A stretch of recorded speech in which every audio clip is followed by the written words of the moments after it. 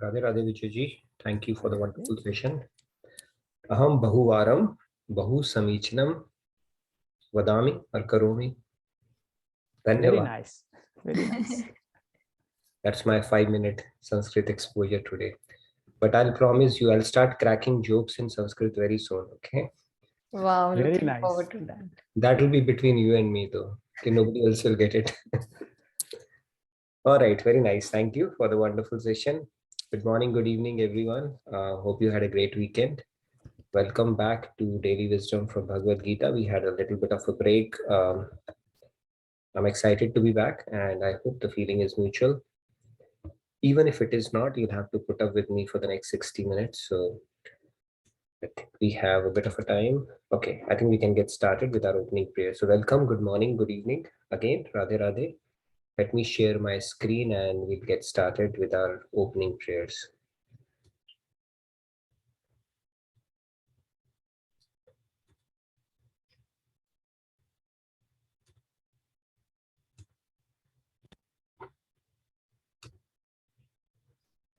Right.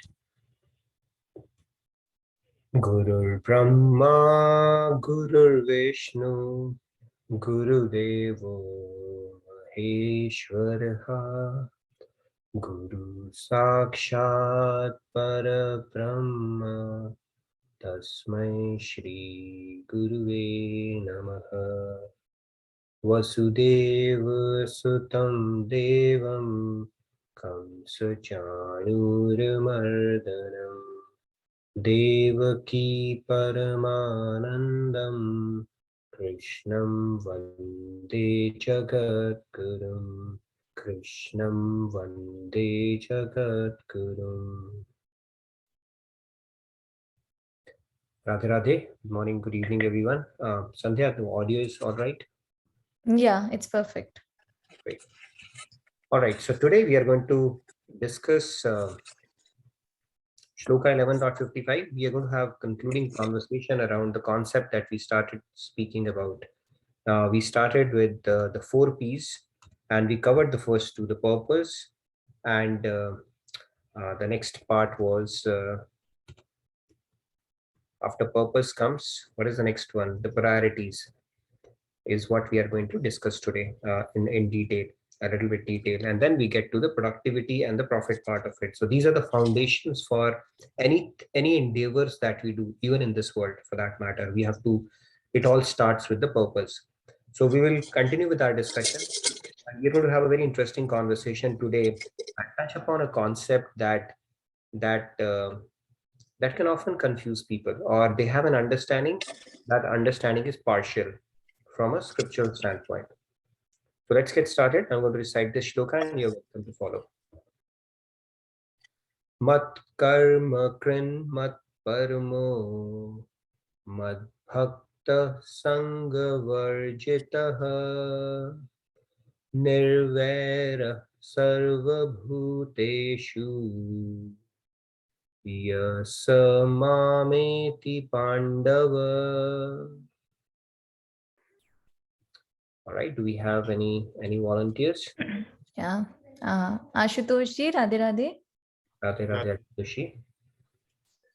Mat karma krin mat paramo mat bhaktah sangha varjitah nirvara sarva bhuteshu yah samameti pandava. Very nice, Ashutoshi. Radhe Radhe. Preeti ji, Radhe Radhe. Preeti ji. Radhe Radhe Radhe.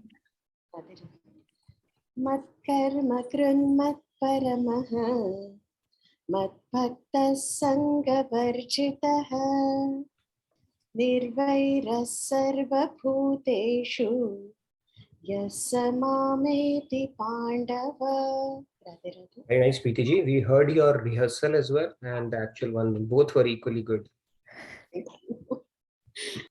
All right, let's continue. Shri Vatsan ji, Radhe Radhe. Radhe Shivatsa. Radhe Radhe. Radhe Mat karma krin mat paramo mad bhakta sangha varjitah निर्वैरः सर्वभूतेषु यः स मामेति Pandava. Beautiful, very nice. All right, do we have quite a few hands? Yeah, Yeah. would strongly encourage newer participants to come forward as well. It's very nice to recite these shlokas. See, Bhagavad Gita is ambrosia of divine knowledge. And if you look at this ambrosia, it is something which has, emanated directly from God's mouth himself. So you can imagine how powerful and auspicious it is to even try to recite these shlokas. So strongly encourage newer participants to come forward as well. Okay, let's continue. Yeah, Rupa ji, Radhe Radhe. Radhe Radhe everyone. Radhe Radhe. Mat karma krimat paramo mat bhakta sangha varjitaha nirvairah sarva bhuteshu yasama iti pandava. Very nice, Rupachi. Radhe Radhe. Radhe Radhe. Dinesh ji, Radhe Radhe. Radhe Radhe, Dinesh. Radhe Radhe. Mat karma krunmat parmo mad bhakta sangha varjitaha nirvaira sarva bhutesu yasa mameti pandava. Radhe Radhe. Radhe Radhe, very nice. Dinesh. Okay, let's Uh, take your hands. We have time. Yeah, Shyam ji, Radhe Radhe. Radhe Radhe, Shyamji. Radhe Radhe Radhe Radhe. कर्म मत परमो मत भक्त संग वर्जितः निर्वैर सर्वभूतेषु यः स मामेति Pandav. Radhe Radhe Radhe Radhe, Shyamji. Very nice. Manish ji, Radhe Radhe. Radhe Radhe. Radhe Radhe, Manishi. Mat karma kring mat paramo mad bhakta sangha varjita nirvara sarva bhuteshu yasa mama ati pandava. Radhe Radhe. Manishi, Radhe Radhe. Akshata ji, Radhe Radhe. Radhe Radhe, Akshata. Radhe Radhe मत कर्म कृणि मत परमो मत भक्त संग वर्जितः निर्वैरः सर्वभूतेषु यः मामेति Pandav. Very nice, Akshata ji. Radhe Radhe. All right, we can take the remaining hands as well. 4 I can see. Yeah, Meenakshi ji, Radhe Radhe. Radhe Radhe. Meenakshi ji. Mat karma krinmat paramo mad bhakta sangha varjitaha nirvaira sarva bhuteshu yassa mameti pandava. Radhe Radhe. Wonderful. Very nice, Meenakshi ji. All right, we can pick up the remaining hands as well. Shalini ji, Radhe Radhe. Radhe Radhe. Good Radhe morning. Radhe ji. Morning. Okay. Mat karma krin mat paramo mat bhakta sangha varjitaha nirvayara sarva bhuteshu yasama iti pandava. Radhe Radhe. Thank Radhe you. Radhe. Where are you joining us from, Shalini ji? So I am basically from Southeast India. Okay. Was it your first time today? That's right. This is my first time here. All right. You get the best debut award in that case. So congratulations. Good to have you in the discussions. Thank you so much. Glad to be here. So happy to be here. Welcome to the session. So you have a wonderful group. I'm sure you're going to have a great time. All right. We can Definitely. take a Thank couple you. of other hands. Thank you. Shri Ramya ji, Radhe Radhe. Radhe Radhe. Radhe Mat karma krin mat paramo mat bhakta sangha varjitaha nirvaira sarva bhuteshu yasa mameti pandava. Thank Very you. nice, Shri Ramya ji. Wonderful. All right. We'll take 2 more and then we'll get started. We have a bit of a content to cover as well. So, Yeah, Riya ji, Radhe Radhe. Radhe Radhe.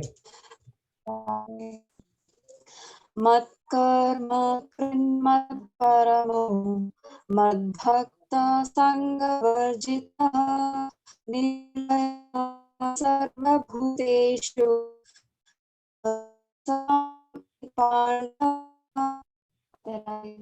Aryaji, you may want to check your audio. There's a bit of a disturbance, so maybe it's fluctuating a little bit. So let's take the last one and then we'll get started. I see one more hand raised. We'll see. We can cover probably both of you. Yeah, go ahead, please, quickly.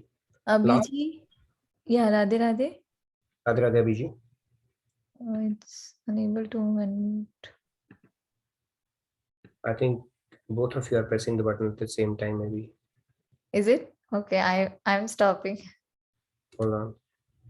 Yeah, Abhiji, looks like something is not right. You can keep trying. Let's quickly go to Neetaji and then we'll get started. Neetaji, Radhe Radhe. Radhe Radhe. Radhe Radhe. मत कर्म कृत मत परमा मद भक्त संग वर्जिता निर्विर सर्वभूतेषु यस्मामिति पांडवा. Very nice, Neetaji. Radhe Radhe. So Abhiji has some problem. I'm also not able to unmute him. Let's get started then. So the Lord Krishna is saying in this, those who perform all their duties for my sake, who depend upon me, who are devoted to me, who are free from attachment, are without malice toward all beings, such devotees certainly come to me. All right. So basically, he's talking about a few conditions here. The Lord Krishna is saying that they are free of attachment. Now, free of attachment from what? There's only one thing we can have attachment to around us, right? The world. The second part is they depend upon me. Nirashrit, ananyonashrit, they say. It's not like they depend upon 50 other things in their life, including their bank balance, relatives, friends, so many things, their own strength, their own intellect, and a lot of those things. So they say they exclusively depend upon me. Third one, they are saying they are without the last one. Sorry, though there is no question of having any malice towards anyone. So third one is they are devoted to me. Of course, we have spoken about that concept. And then no malice, no rag, no dvesh. Attachment is the rag aspect of it. Malice is the dvesh. Both are the two sides of the same coin. One is a positive way of attaching to somebody. The other way is a negative way of attaching. Because when you harbor resentment, hatred, anger against somebody, you're letting that person rent your mind as well. So it's a negative attachment. There's a positive attachment, there's a negative attachment, and the result in both cases binding. That is what Lord Krishna is saying. So each one, actually we can go on for a week to talk about it, but we'll not do that. We'll continue our focused discussion on the concept of the 4 P's that we spoke about. So the purpose, priority, productivity, and profit. Okay, how do we apply this model management principles model to our spirituality? So it's like lining up ducks in rows. Right? Like in corporate setting, they say, have you lined up your ducks in rows? It's very important to line up your ducks in rows, because if they're not, then it can actually derail our progress towards our goal. What are these ducks? It all starts with purpose. Purpose lays the foundation for everything. If your purpose is clear, the rest all has to follow.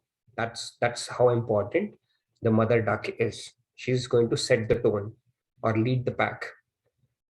Then obviously your priorities will start aligning, and that is what we are going to discuss today.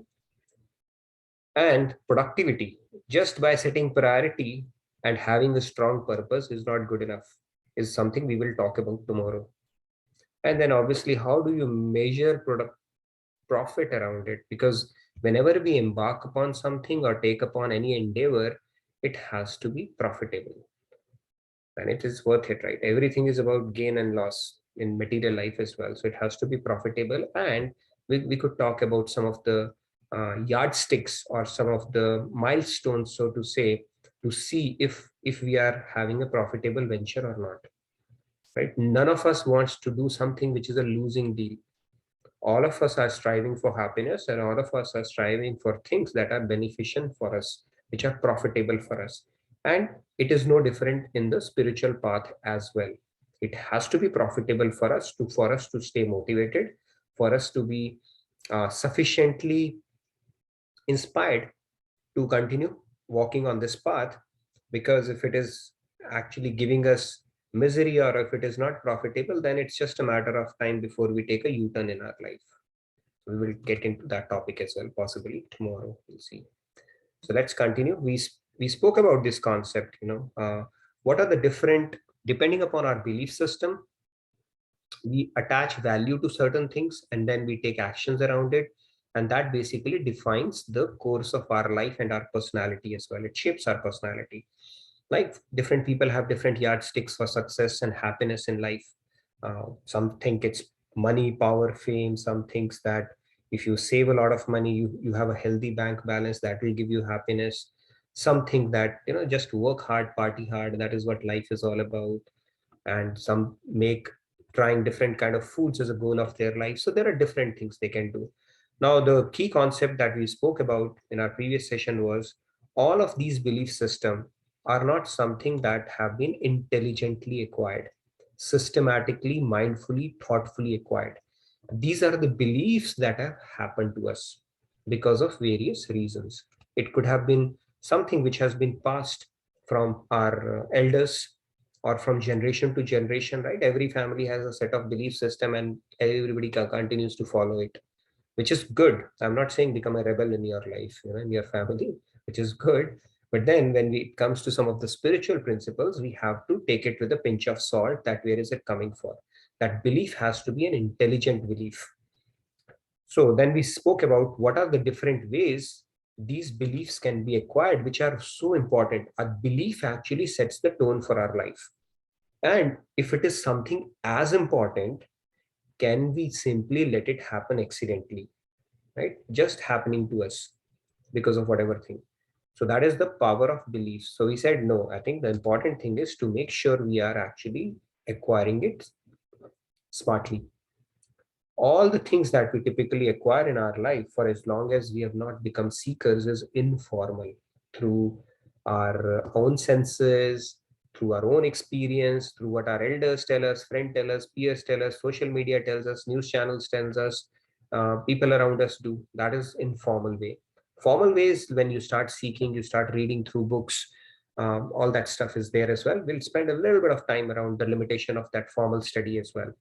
And the other aspect of it is under the guidance of a guru. Now guru also can be of various categories, right? You can come across somebody who's simply good at oration, who can recite and whatever they have understood, little here and there, and they can simply do that, like somebody like me. And then you can get into an expert guidance of a guru, like a Shrotriya or Brahmanish, somebody who's actually realized saint and they are very well versed in scriptures as well. If you get that combo, nothing like it. That is a huge grace to have in a human life. Finding that guru who's both Kshatriya and Brahmanist means who is scripturally well versed and God realized himself. It's not just theory, practically realized, who can resolve all your doubts and lead you on a path which can fast track your spiritual growth. Finding the odds of such a guru are lesser than finding a log when you are drowning in a wild sea. That is how rare it is. Okay, so if you find somebody remotely, directly, indirectly, don't miss out on that opportunity, is what I will say. It's like hitting a big jackpot in life, human life. So this is called formal acquisition and smart acquisition of knowledge. Now, if let's say a lot of people lay a lot of importance on doing self-swadhyay. Now, swadhyay is recommended. Obviously, something is better than nothing. However, if you take upon yourself to understand the scriptures, or you think reading through books which are written by human beings are going to set you correctly on this path, is what we are going to look at today. Okay, it is something is better than nothing for sure. At least you are making an endeavor to understand the higher principles which not everybody can explain. And if somebody has attempted to do that, like Bhagavad Gita is the most translated book in the world, sure, we can go for that, but it has its own limitations. As long as we understand that and look at it in proper perspective, we are fine. And let's start our discussion from that a little bit today. Nitinji, sorry for interrupting. Ramya ji had asked that on the previous slide, what does none in the formal section mean? None means formal. Okay, none. Okay, none means the person who is neither Shrotriya nor Brahmanist. Either he can be one of these, both of these, or none of these, right? Like the person you are seeing on the screen right now, referring to myself, I'm none. So if you find somebody both, that is the best. And if you find somebody one, even that is okay. But then you need somebody who's well qualified in both. Okay, that is what means. But at least this is formal acquisition. You're trying to learn it based on vetting it through the scriptures. That is a good thing. Yeah, if somebody comes and starts giving their own philosophy, then it can become problematic, is what we're going to talk about a little bit about today. Okay, it has to be vetted through scriptures at least. It will still have an impact, right? We all sit in these sessions, we are benefiting from it. The fact of it is because that knowledge is coming directly from scriptures. It will still have its impact, but your spiritual journey will be catapulted to another level when you start working under the expert guidance of a guru, because they'll start giving you nuggets that will take your spiritual journey really, really far. All right. Hope that answers your question. So from now on, you'll never have that doubt. All right. So let's move on. Let's look at some of the imperfections of knowledge coming from human beings. Human beings who are neither Shrotriya nor Brahmanist, who are talking on their own because they think it is so. Okay, when the knowledge is coming from that perspective or coming from their own lens, it has certain limitations. What are those limitations? Let's look at it. The first one is called Karnapatva, which is limited senses or lack of experience, right? Because they are talking about their limited experience, the limited exposure that they have had, because they are relying on their senses and material faculties to impart that knowledge or to say this is what it means. So it will always be limited. It will never be absolute truth because it is capped by what their intellect has understood.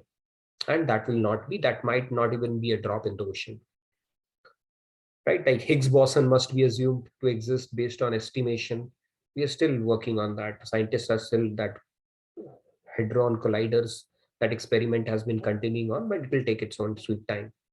The second one is Brahm, illusion. It can cause illusion as well. For example, limited perspective is passed on as an absolute truth. So if you look at philosophies, even within Sanatan Dharam, there are so many philosophies. So many philosophies. Now, I'm not saying they're wrong, they're right.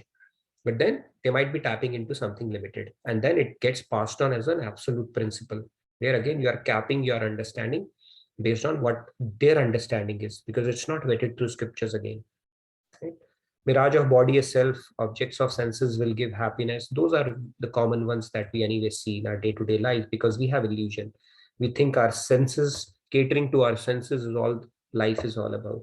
The third one is called pramad, which is called to err as human. Even while dispensing medicines, we make mistakes. Computer programs, we make so many coding mistakes. That's why we have a stream of quality assurance everywhere, right? So humans do make mistakes. So that we'll have to deal with because they are not perfect. And then vipralipsa, propensity to cheat as well. Just to prove a point, then you start cheating. There's enough evidence. If you can go there, scientists, they, just for the sake of maintaining their fake results or prestige, they start giving theories which, just to support something, like even to support Darwinism, they filed certain bones to support that there is a succession of those bones to support the theory that they had. And finally, they admitted that, it was kind of a fraud they were trying to do. So vipralipsa, propensity to cheat, is there as well, because once you have stuck your neck out and said, this is what the truth is, and then you will do everything to start supporting it, right? There's a saying in English that one lie leads to 1,000. So it can happen even in science as well. Even Howard, for all these years in US, they have been blaming everything on fat, because there's an overdose of sugar here in everything. Coke and Pepsi and all the things, the sugar is fructose, everything is so loaded with sugar. So they actually paid it to the influencer people who write articles in journals to say, blame it on fat. Because the business houses, if people start saying shunning sugar, you can only imagine how much loss it will cause. So then cheating also comes. So these are some of the defects that we'd have to deal with, especially when we are dealing with humans. And that limitation would always remain. And even the theories that are propagated, it's just so many theories, even in spirituality. If it is not coming from scriptural reference, if multiple saints have not reiterated it, and if it is not something that you practiced and not seen results, then obviously that has to be, you have to take it with a pinch of salt, in the sense that it will have some kind of a limitation. It will not lead you to the absolute perfect goal that God or the perfect, what do you call that, the topmost prize that God has to offer. If your goal is to go up to divine love, then you have to go through a certain channel and understand the knowledge properly. But yes, if your goal is to become good in life, which we are going to look at as well today, yes, there's so many things you can do. Even moral science leadership courses are good enough for us to become good people in life, at least start following those principles around. Yes, Lakshmi, you had a question? Yeah, can you explain the first one once again? Karnapatva, it's limited sense, Yeah. lack of experience. Our senses or our material apparatus or instruments that we have is limited, right? For example, even if you form the most sophisticated of microscopes, you can still not see God particle or soul. And then what will happen is they will reject that concept. Just because they cannot see it, they will say, no, it's not possible.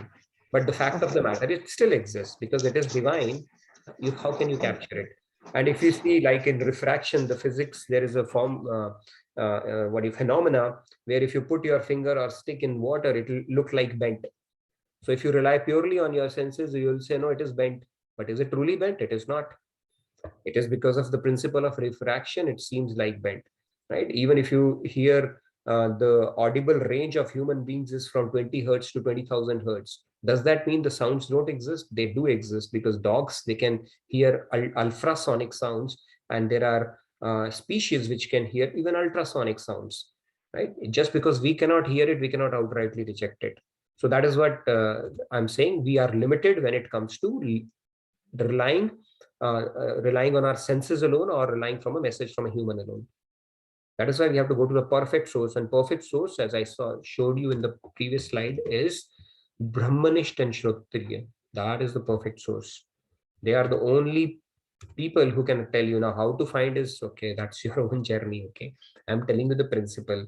How to go about that, you have to take guidance from God, and it's your journey. And but I'm pretty sure if you do that, God will guide you to that, because you are seeking it for the right reason. You're not seeking it to get some material rewards. You're not seeking it to get to Swarglok.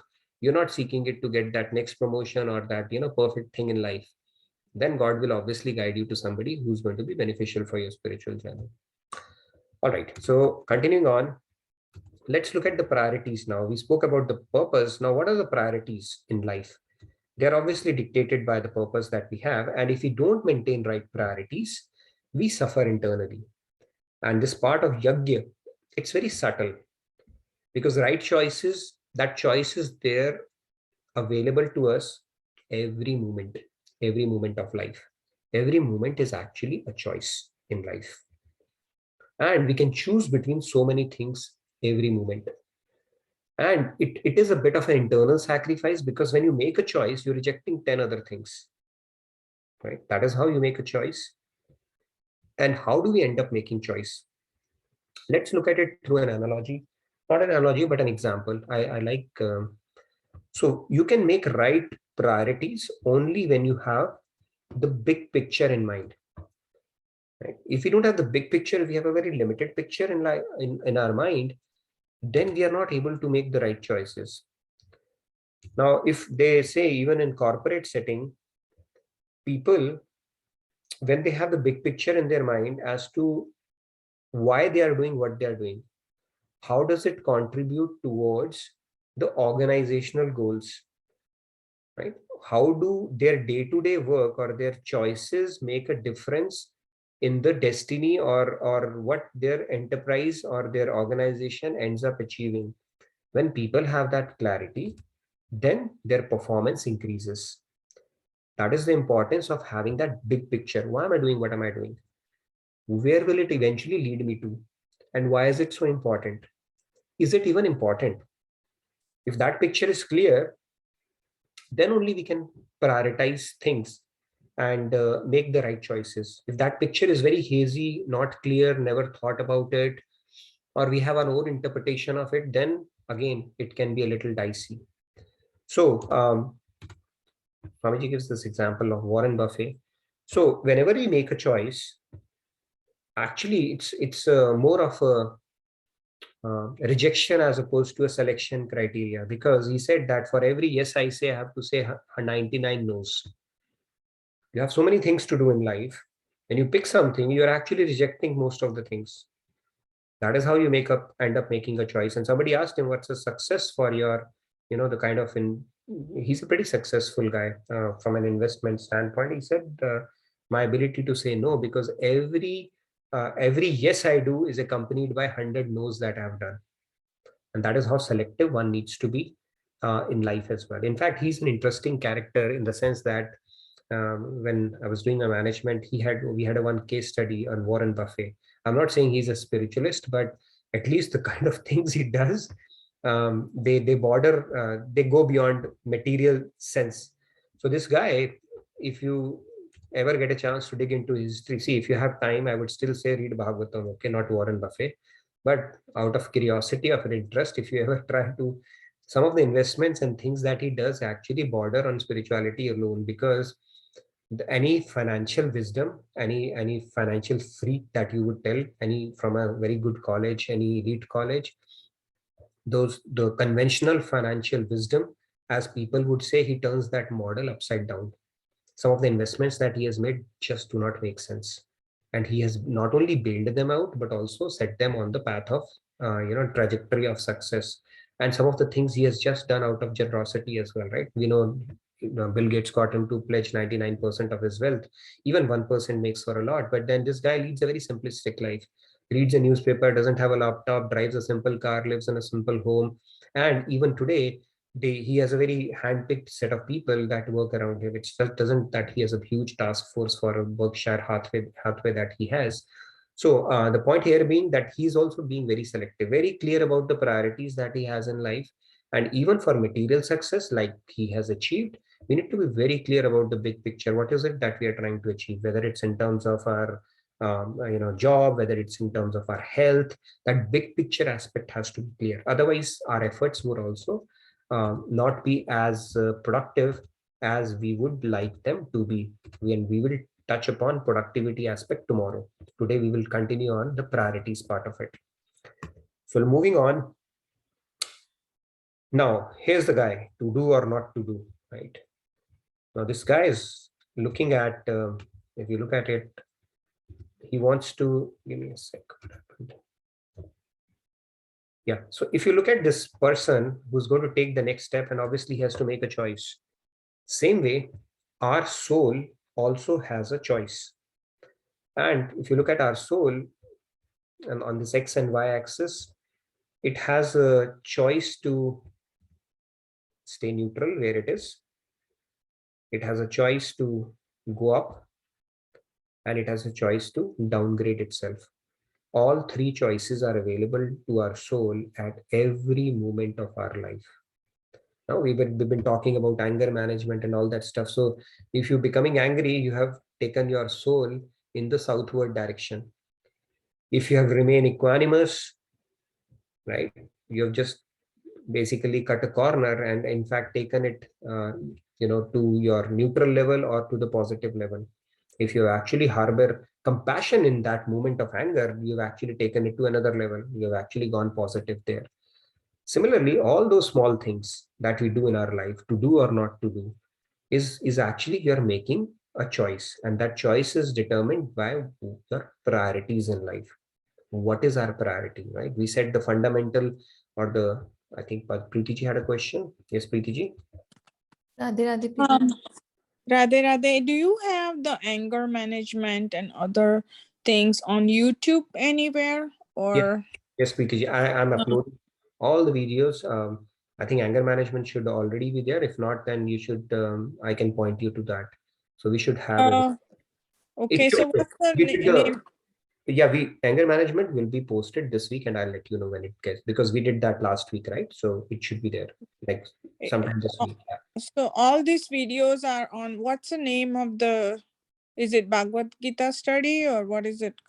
Yeah, that group, I will reach out to you and give you the link for that. I post it there usually after a week, because it takes me a while to get the videos. So you should get in Bhagavad Gita, and the YouTube also I upload it. So both places you can get it. So on YouTube, what is the name under? It's I will send you the link, PTG. Okay, sounds good. Thank you so Personally much. send it to you. Yeah, it's under my name, Kaushal Nitin. I put it under my own thing, but I have the link for that in our the Bhagavad Gita group that we have on JQ. In fact, I would strongly recommend you to join that group because the daily topics that we discussed, I post that thread, so it's a good opportunity to collaborate there, go through the threads, and also the videos. I keep posting the links for that there, so it's a good place repository that we have maintained over time that you can go through during your free time as well. You know, some of the stuff that we keep talking about. That would be awesome. If you can send me the link, that would be awesome. Thank you so much. No worries, I'll reach out to you. All right, so if you look at it now, this is where we're going to have a bit of a discussion, and any decision that we make, any choice that we make is driven by the priorities that we have. And if you can directly map it back to the purpose, the priority, the productivity, and the profit, that the 4 P's that we are talking about. So what we lay importance to becomes the kind of choice we end up making as well. So that brings us to today's topic of discussion. So let's look at it. Okay, now before I get into that, now, intuition of living beings, sometimes it gets manifested even during the conditioned state. So right now we are in a conditioned state. And the intuitive compulsion that we feel to do something good. You know, some of the manifestations, like the other day, I think Shruti or somebody was talking about feeling good when we help people. You know, that smile that we see on their face makes us feel good. That is a topic we are going to discuss a little bit more in detail today. Now, this intuition gets expressed in the manner of, if you look at it, humans, there are multiple ways it gets manifested. Altruism, humanity, socialism, communism, where we say there should not be any disparity between humans. Everybody should get, you know, things everybody deserves, the basic things, plus it's not that 80% of the people are 20% of the people are holding 80% of the wealth and opulences in this world, so we equally distribute it, right? These theories are, they propagated because of an inherent desire to have a just and a fair system for everybody, right? Which is basically the reason where or the cause, what should I say, the basis of altruism, humanity, and even for that matter the philanthropy that we end up doing.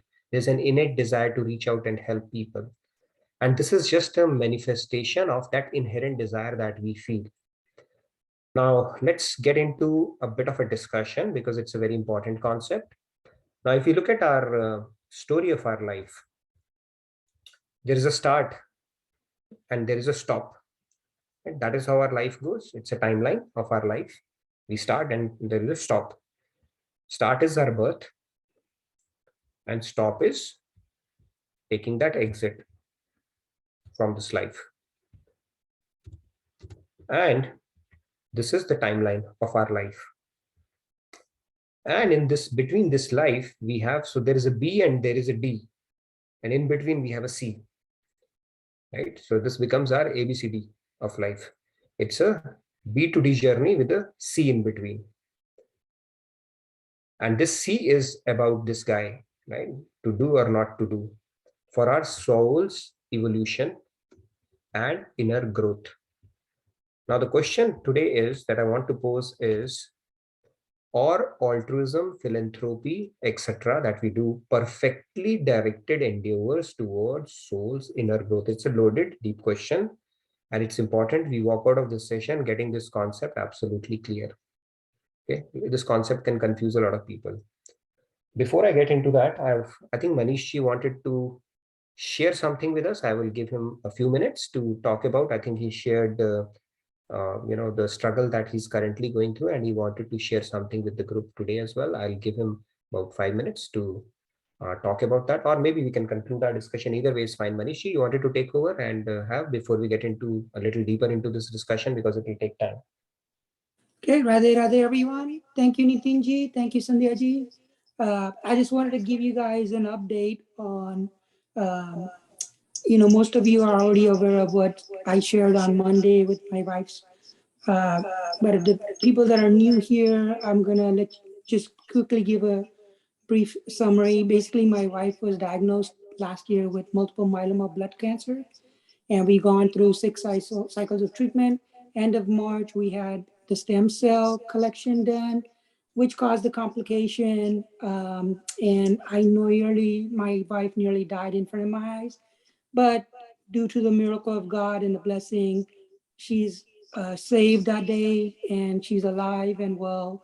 And just wanted to update you guys on, so basically because of her near-death experience and the pulmonary edema complication from the collection, the doctors at City of Hope collaborated, looked at her case, and they decided to do an inpatient stem cell transplant, to go ahead with that rather than an outpatient where I would have been the caregiver. So she is inpatient. So past Thursday, I took her to City of Hope for appointments, and then we were waiting for the room. So we waited there like 6 hours, but luckily we got a room. And then around 6 p.m., I was able to go see her in the room, and basically they started the treatment. And then at midnight, they gave her the heavy dose of chemo, which basically destroys the immune system. And then Friday afternoon, they did the stem cell transplant, and I was able to see the process. And both of them were completed successfully. My wife had some complications, but nothing major, just nausea and things like that. But today, she was doing much better. She was able to walk with the physical therapist for a couple of laps on the floor, and then do balance testing. But due to the blessing of God, everything went good. Due to your guys' blessings and well wishes, everything went great, and she's doing well. So I just wanted to update you guys on it and share, that everything is going well. And, I truly believe that everything happens for a reason. And also that there's one saying that I always keep in mind every day is, "Hoye soi jo Ram rachi rakha, ko kar tark pada vaisa ka." And that's it. There's also a video I'd like to share, but Radhe Radhe, if anybody wants to say anything. Well, thank you, Manishi, for sharing that and sending you a lot of strength and prayers. And sure, we can quickly go through that. And that's very right. There's a Bengali saying, Swamiji was saying, I was seeing his video, Rakhe Krishna Mare Krishna Rakhe Ke. So we have to have trust in God. Yeah. And whatever happens for a good reason. And just keep, taking it on with a lot of strength, and our best wishes are always there with you. Thank you for sharing that. Yes, Manishi, you can quickly share your video and then we'll continue with our discussion. Okay, let me share the screen.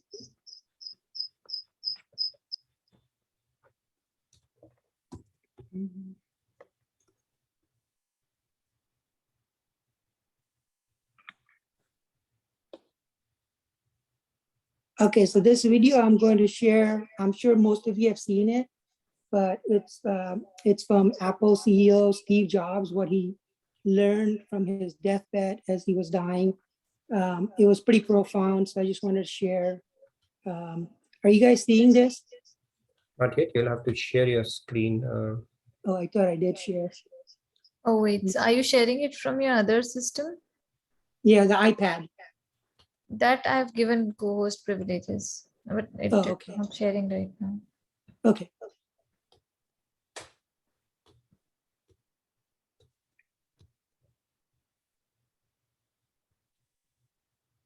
Are you guys seeing my screen now? No. No?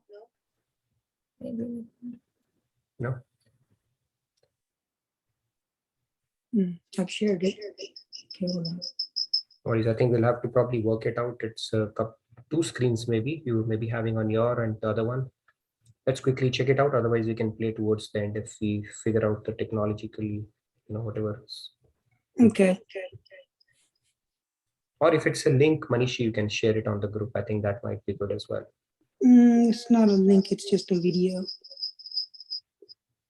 Let me see if I have it on my phone. Okay. While you work it out, let me. Yeah, go ahead. Sure. Let me know if you're able to figure it out, and then we can.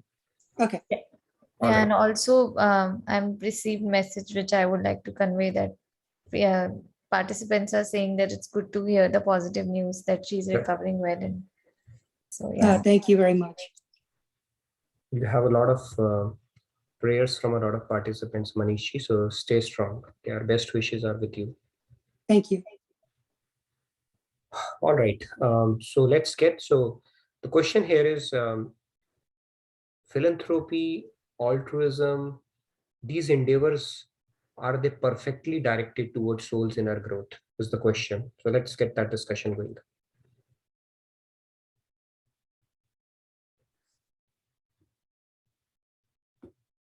Anybody? I thought I saw.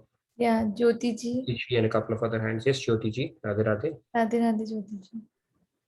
Radhe Radhe, everybody. So in the karma ladder, there is the aspect of the vikarm, sakarm, nishkam karm, akarm, and finally it attains the aspect of total submission to God. And by the same measure, we have the tamogun, we have the rajogun, sattvagun, and the shuddha sattva. When we do altruistic actions in the Gita, it says that the sacrifice must be done with the right mode. And if it is done for tamasic manner, that for doing something for somebody's bad results, that's tamasic.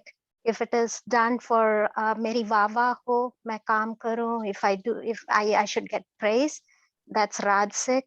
And if I do it like if I build a hospital, but I do it anonymously, that is sattvic. And beyond that, if I do it in the name of God and say that whatever it is up to God, that is Shuddha Sattva. So when it comes down to the aspect of growth of the soul, Shuddha Sattva is something that we need to aspire for. But if we cannot get there, even Sattvic is better than nothing else. Yep. Rajasic binds us. And then, of course, the Tamogun is something that we should avoid. Beautiful. I think you got into Radhe, the Radhe. technicalities of it, Jyoti ji, very nicely. Wonderful. Radhe Radhe. We'll build on that. I think you brought in very, very interesting, not interesting, directly from scriptures, what it has to say about it. So beautiful points. Let's hear from PTG as well, and then we'll continue with this discussion. Yeah, in the meanwhile, actually, there are two answers from participants in the chat box. So Sri Ramya ji says they are one of the starting points, but not perfect. And Anusha ji says may not be the consciousness in which the philanthropy or altruistic activities are done matters the most for soul's growth. Yeah, very true. Beautiful points. Yes, Preeti ji, let's hear from Radhe Radhe, Preeti ji. Radhe Radhe. Nitin ji, while the obvious answer looks yes, you wouldn't have asked this question. So probably I think this is a way layered question. I'm not getting to the question itself. I mean, yes, it does work towards inner soul's growth.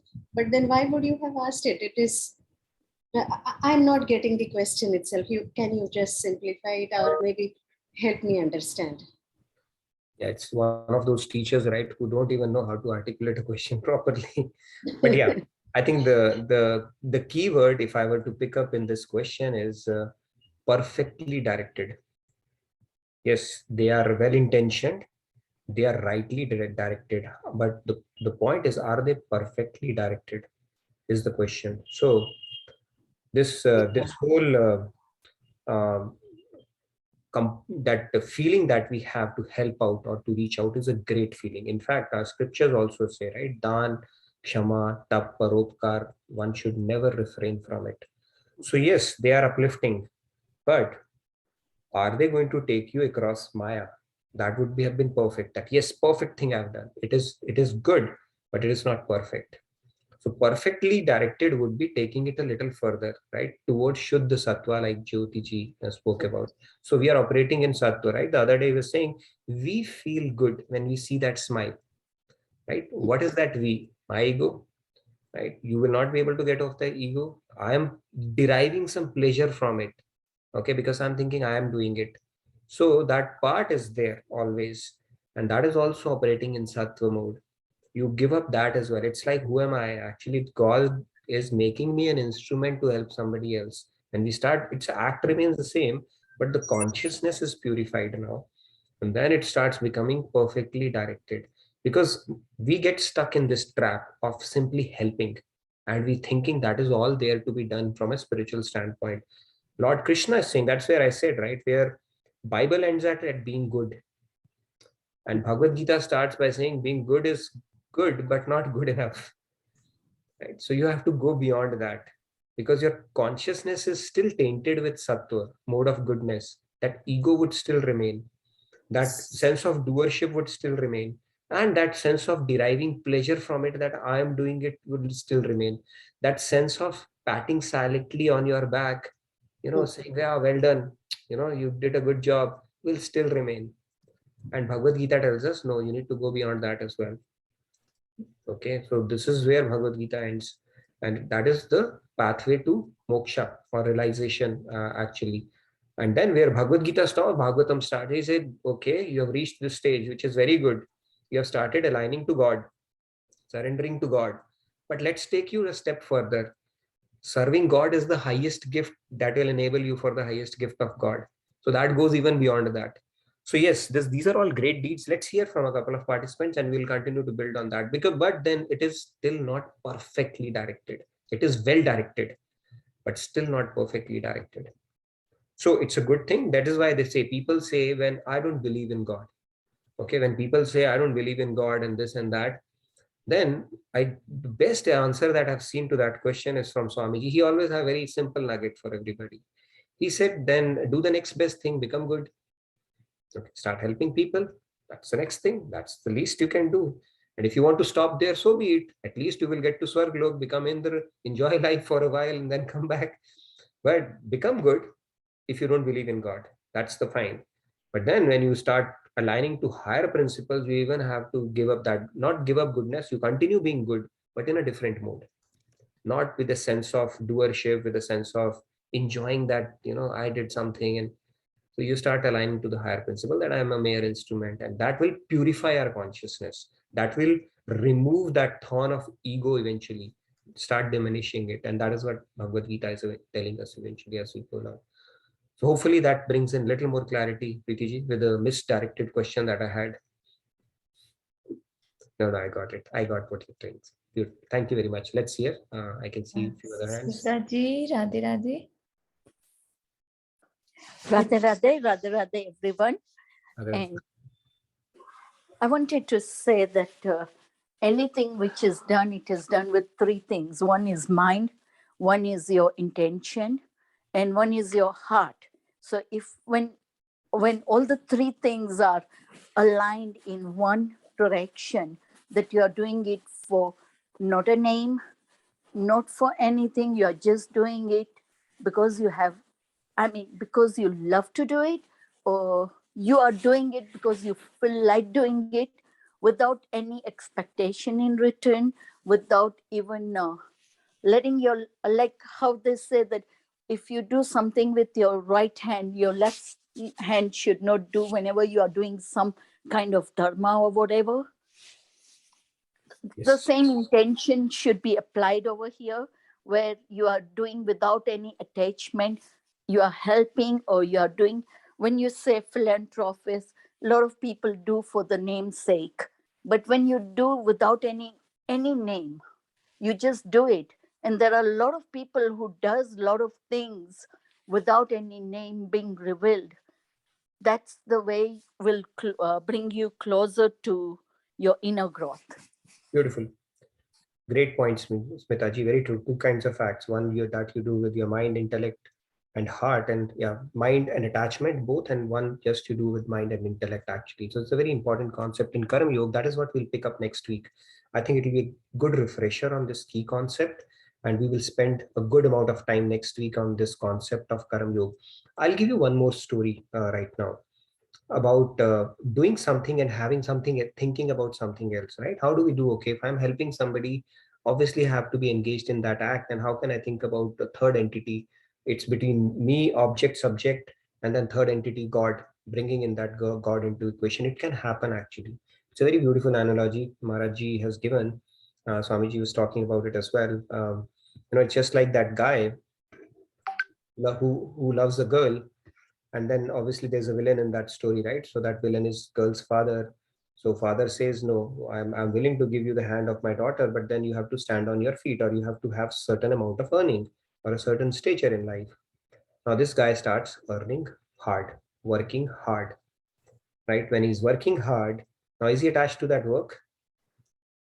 It's just a lakshata and vachata. Basically, it's a means to an end. He's still thinking about the girl. I'm going to earn this, I'll reach a stage, and then finally I'll be able to marry that girl. So all along, back of his mind, he has that goal of getting that girl. But it's a means actually to do that. So similarly, when we are helping out somebody or doing some charity or getting an opportunity to help people around altruism, philanthropy, humanity, relating to a cause, you can still attach to a higher purpose, that big picture part of it. Big picture is not just about me enjoying that act or doing that. Big picture is about having that opportunity, and people actually have tears in their eyes when they get an opportunity. It's not everybody who gets an opportunity to help others. It's a privilege. And when you have that big picture in mind, it will actually get you goosebumps that, okay, I am being the chosen one in this particular situation, as opposed to thinking how great I am. That's a difference. So all right, let's hear. I can see a couple of other hands. Yeah, just me. But Kiranji also says that for it to be perfectly directed, it has to be non-binding, nishkam, and selfless. Very true. Non-binding, very true. Nishkam. Yeah. Rahul ji, Radhe Radhe. Radhe Radhe, Rahul.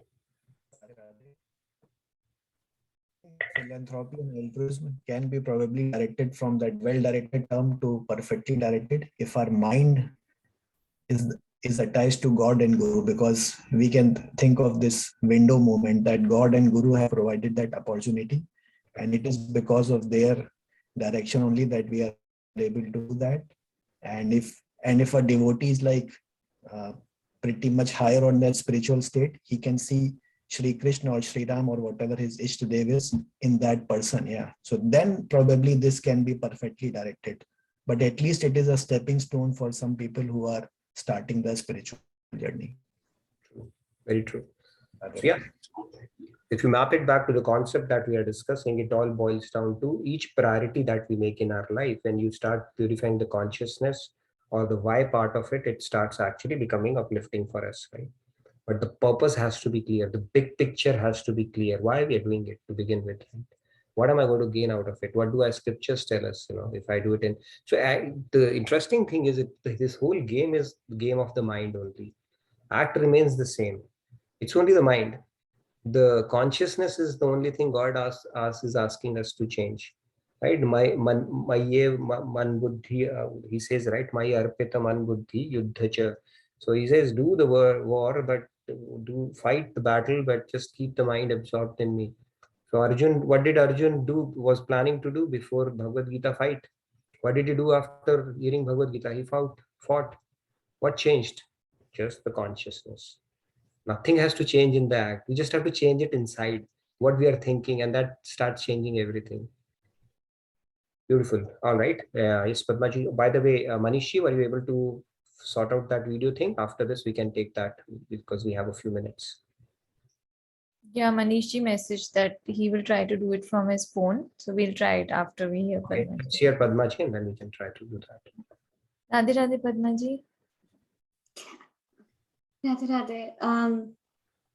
Whenever a very complex and a difficult concept comes my way, and spiritually especially, I really have to dig deep.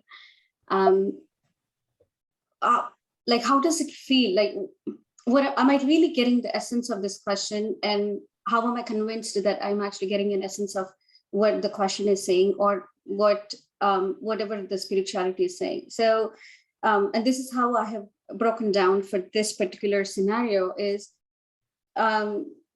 when you're giving and you have given, but then still there is a spiritual suffocation that you have not done enough.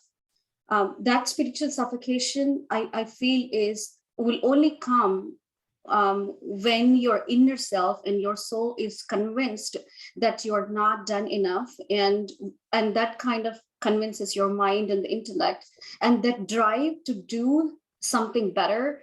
Doesn't matter whether you have a title or do not have a title, whether you have a group or do not have a group, or even if you fall back from a different position to a lower position, whether it's financially or any otherwise, but still the drive and the spiritual suffocation of wanting to do something, if that doesn't disappear, then I feel like you're at least sitting in a reasonable space to say, yes, the drive is it's driven by your soul, but not by your mind. Doesn't matter what circumstances comes your way, but that drive has not gone from your soul. And every time it is forcing and knocking on your soul that you have to do something and you have to do something, and that realizations that you feel inside you will give you that direction and the redirection to the mind, and the mind will eventually be convinced, and it would sit in a space perfectly to know that, yes, you're doing it reasonably well. That's what I can speak. That's how I have to say. How do I know that I'm in the right space? Is only when I can internally feel it. Not that my mind is saying it, but I can actually feel it. So I don't know if it makes sense, but it does. It does. You bring in a very interesting, not interesting, a very relevant concept, because it's still like the reason it is not perfectly directed, you will intuitively know that no matter how much of charity you do, unless you have started attaching it to God, you'll not get that satisfaction at all. You will not, because they are well-intended things, they are noble gestures, but it will not still not satiate the soul, because you have still not given it the drop of divinity without attaching it to God or for a higher purpose, for sure. So you can continue doing charity all your life, but as long as you have not started attaching or thinking of yourself as an instrument of God and thanking God, that satisfaction would still not come. You can continue doing it across your lifetimes, the same noble deeds, become a communist, become a Marxist, pick up a flag and light up a candle and do all those morchas and stand up for this cause and that cause. All that is good, but it is still not perfectly directed, because it will not give you the satiation that your soul is looking for. You will get some good rewards. Your report card would certainly look good. Chitragupta will say, all right, let me give you some nice tickets to like better Loka for a while, but that is still not perfectly directed, and it'll temporary at that point as well. And like you said, intuitively you would know that there is something still missing. That's called living on 99. Right? Like a cricketer, no matter how many runs he has scored, if he has not scored that one run, he will not have that satisfaction, because in books only a century counts. So our life is also like living on 99. Just that one thing, if I do, that will make it perfect. That aha moment will come. That aha moment will start coming in only when you start attaching to divine, or dedicating it to him, or thinking of yourself as his instrument, or surrendering to his will. Those are the principles that will give you a sense of satisfaction as we go along. That's a key concept. And yes, Padma, you're right. Your soul will intuitively tell you that. You don't need a proof for that. Wonderful. Swati ji. Yeah, Swati ji, Radhe Radhe. Radhe Radhe, Swati ji.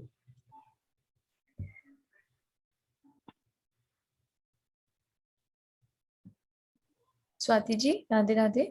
Yeah, Radhe Radhe. I was not able to unmute you. So there are three things. I have heard this from Maharaj ji only, that we can do three things, like offer every work to the God first. Second, we can do for God whatever we are doing. And third, we can do only God's work. Yeah. So these are the three things we can, it will help you in our inner spiritual growth. Wonderful. I think so. Beautiful. In all the three, you are attached to God, basically, right? Work only for God is like the Karam Sannyas, right? Like Swamiji, he just works for him. He's a direct employee of God at this point. But yeah, you offer your work because for people like us who have to do 10 other things, not have to do, but we have chosen those 10 other things for ourselves, because of which we are in a situation like this. The least we can do is start offering it to God. And over time, start becoming profitable servant of God if we can. So that is the whole idea. Thank you so much, Swati ji. Beautiful point. All right, please fill out the attendance tracker in the meantime. If you have feedback tracker, to take out some time to fill that up. By the way, tomorrow we are meeting Swamiji. That's a secret, by the way. Hopefully we'll get to meet that. So looking forward to that. And Shifali, you wanted to share your experience. How was it meeting Swamiji in Delhi? I'm going to put you on spot. Okay, it's so much fun putting people on spot. I unmuted Shefali. Okay, yeah. Radhe Radhe, everyone. Yeah, I met Swamiji when he was in Delhi, and it was really a very blissful experience. Seriously, I met him for the first time because it was my first time. But yeah, Swamiji's aura was so charismatic, and like I cannot just put the whole experience in word, but it was really, really, really blissful. Wonderful. And yeah. Go ahead. Finish your thought. Yeah, and I also did a little bit of chit chat with him as well as I wanted to. And yeah, I really liked the whole experience. And I told Swamiji about this Bhagavad Gita session as well that I'm attending. And he was so happy to hear this. Yeah. Wonderful. I'm glad you could meet him in person. I think you had that strong desire and it just happened, right? So that's how it goes. Very nice. Your friend is going to meet him tomorrow as well. So yeah, super excited. Good, Sandhya. Great. Yeah. Yeah, So sorry. should we make the announcements as well right now? Or? Yeah, I think Manish wanted to share. Maybe you can make the announcements and then we can play the video as well. Yeah, so Manishji, I think you can also start trying to share, and then in the meanwhile, I'll make the announcements. Yeah, so we have a Center for Indian Culture and Education grand opening, which is going to happen from April 22nd to 24th. On April 22nd, there is a ribbon cutting ceremony by Swamiji, and then there are special lectures by Swamiji. We have soulful Aarti and Kirtans, Mahaprasad, cultural programs. This will be streamed on live, as well as people who are here around in Dallas are encouraged to come and attend in person and enjoy the bliss themselves.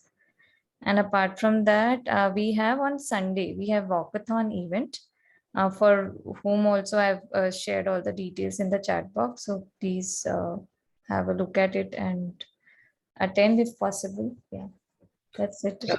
Please come over and help us spread the word around. It's going to be a great event. Walkathon, the keynote speak from Swamiji, and the CIC building itself. Okay, it's a big deal for us. In 4 years' time, after temple, it's a huge building that has come up, and it's going to be pretty amazing, the offerings that are going to come out of it. So do come, help us spread the word around, and do partake all the bliss and fun that we will have over the next 3 days starting Friday.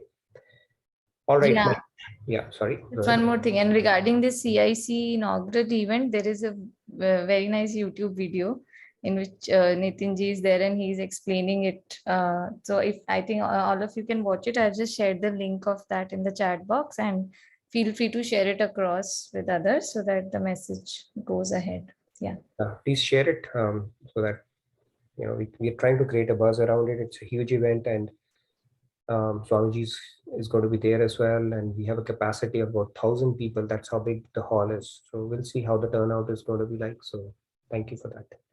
All right, let's play the video that Manish wanted to share. Last words will change your views on life. The billionaire passed away at the age of 56 of pancreatic cancer. These are his last words. I reached the pinnacle of success in the business world. In others' eyes, my life is an epitome of success. However, aside from work, I have little joy. In the end, wealth is only a fact of life that I am accustomed to. At this moment, lying on the sick bed and recalling my whole life, I realize that all the recognition and wealth that I took so much pride in have paled and become meaningless in the face of impending death. You can employ someone to drive the car for you, make money for you, But you cannot have someone to bear the sickness for you. Material things lost can be found. But there is one thing that can never be found when it is lost. Life. When a person goes into the operating room, he will realize that there is one book that he has yet to finish reading. Book of Healthy Life. Whichever stage in life we are at right now. With time, we will face the day when the curtain comes down. Treasure love for your family, love for your spouse, love for your friends. Treat yourself well. Cherish others.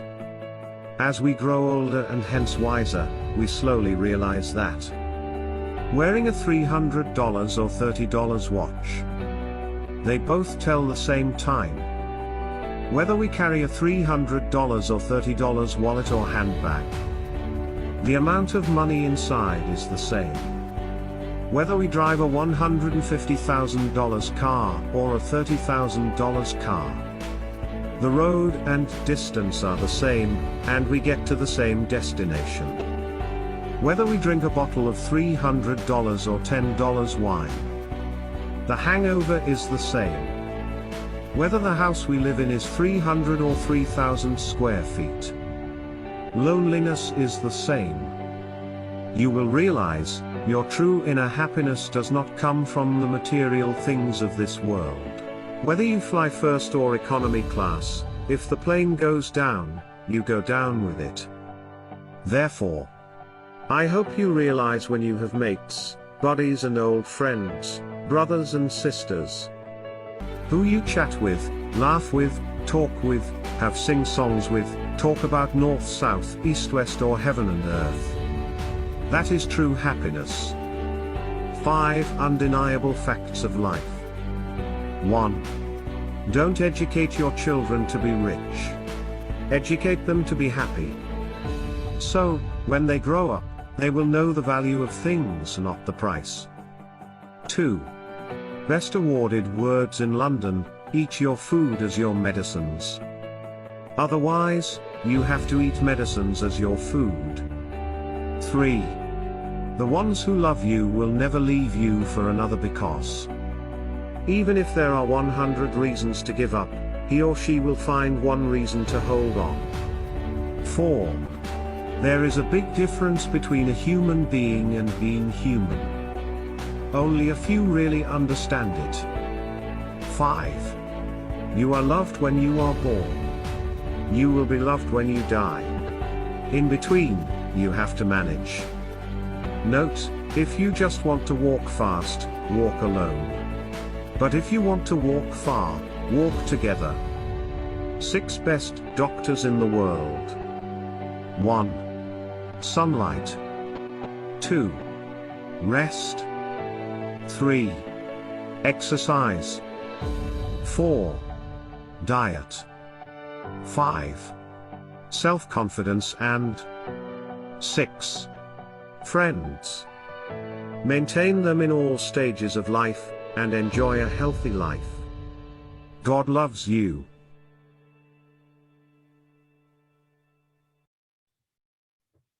Beautiful video. Yeah, very nice.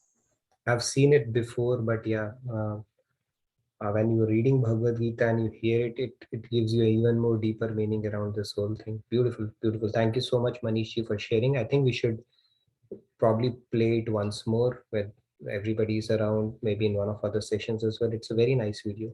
Just puts things in perspective, right? Somebody who's materially so well off, super successful, and the words they say when the man is on a dying bed, whatever words come out of his mouth, we have to pay very close attention to those, because that's essentially the summary or the gist of what they have to tell, based on their experience, right? When Ravan was dying, he had some words of wisdom for Lakshman. When Bhishma Pitama was dying, he had some words.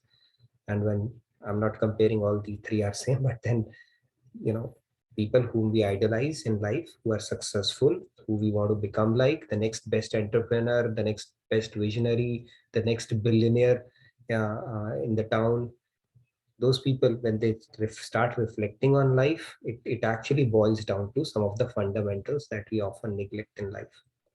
Sunlight is a big one for sure. Diet, exercise, having a good friend circle. Friends, I would extend it to say satsang basically. Good friends, not kusang. Okay. And all these concepts, they're really fundamental, but we often miss out on that. It's like we start focusing so much on the frills that we forget about the frock itself. Beautiful video. Thank you so much, Manishi, for sharing that. And I hope your wife and you both will come out stronger and better out of this experience, and sending her a lot of strength and best wishes from our side.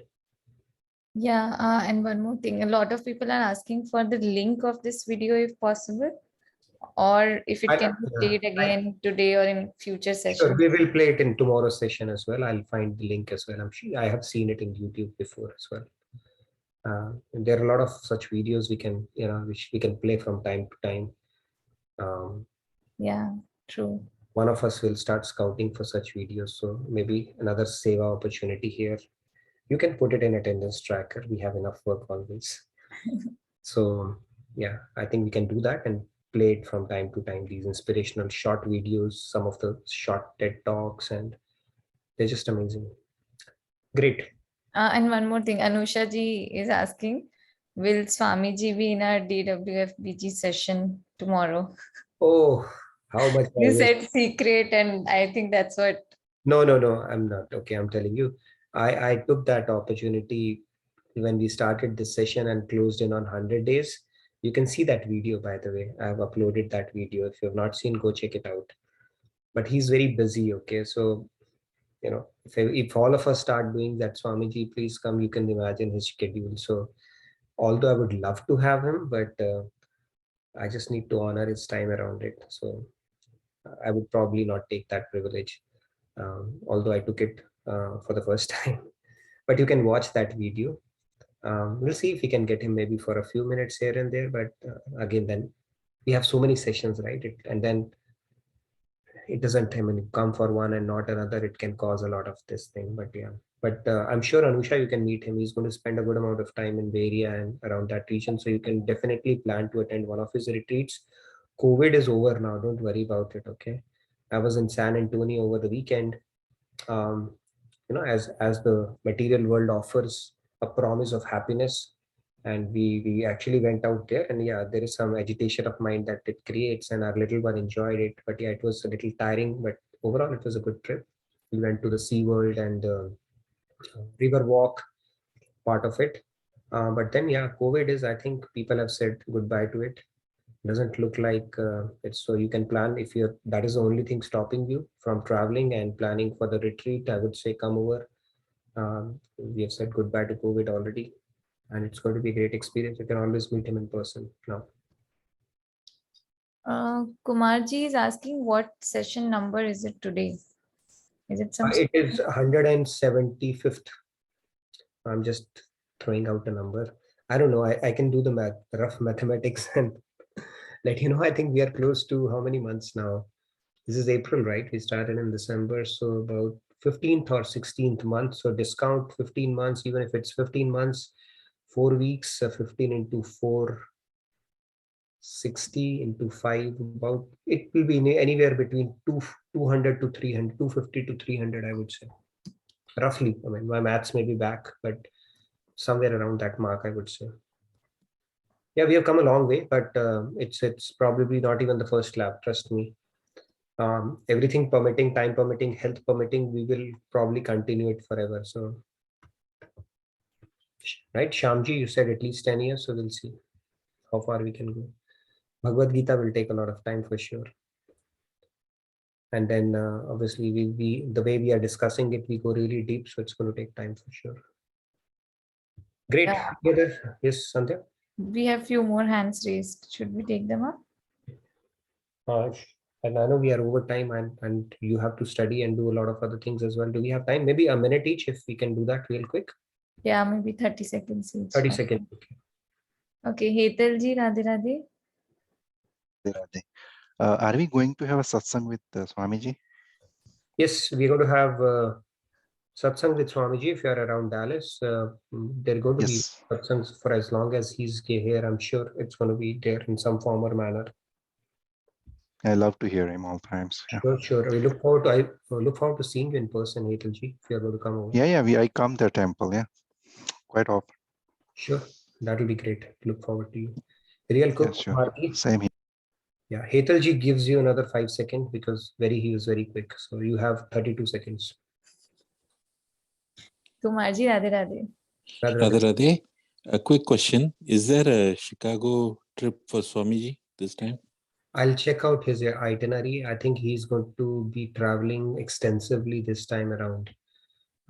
It's not good news for us because he used to spend more time here in Dallas, but Yeah, that's what I thought.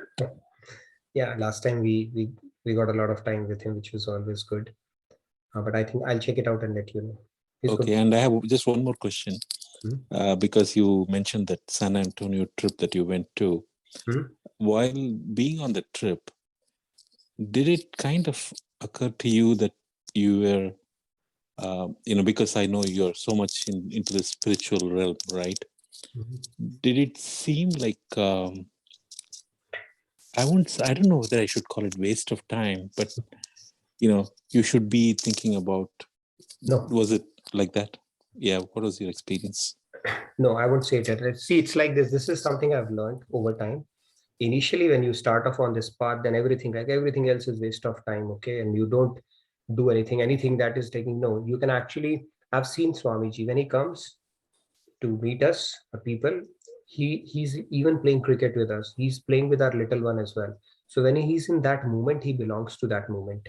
That is also a quality where you can compartmentalize. Now, what's going on inside, we don't know. He might silently be chanting as well, right?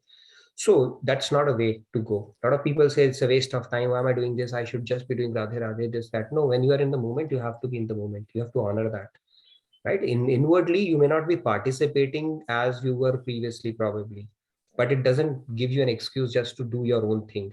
No, you still have to be in that moment. So I had a good time. I'm not saying that, but I'm just saying material happiness has its own limitations, of course, right? I was looking at our little one. Was he happier going there? Yes, he was for a moment, but I've seen him more happier when he has lesser things to do. When he saw so many, right? He was like, okay, I missed out on that. So that, what do you call that? He was getting agitated, not banking on things that he has gotten, but the things he could have done, but he couldn't. So that is what I'm telling you. But no, not even for a moment had this sense, even though obviously I could spend less time on completing some of the stuff that I would have liked to from Bhagavad Gita standpoint, but not even for a moment. It is like waste of time for sure. That is something. Yeah, my experience was that, I used to watch at least one movie a week during the weekend. But, nowadays, especially the violent movies and all those things, I just cannot stand it. It's like total repulsion for me. So that's why it was. But this is more nature, I think, being with nature is something different. Very true, very true. No, it was an enjoyable trip throughout. So no moment of time waste or anything of that sort.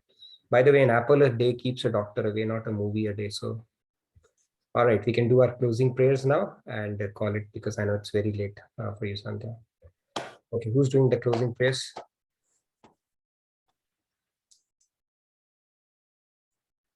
Should I go ahead and Go ahead, please. Okay, and Shamji has also raised his hand, so I'll unmute him. Sure. Padmaji as well. All right, let's do it together. Yeah.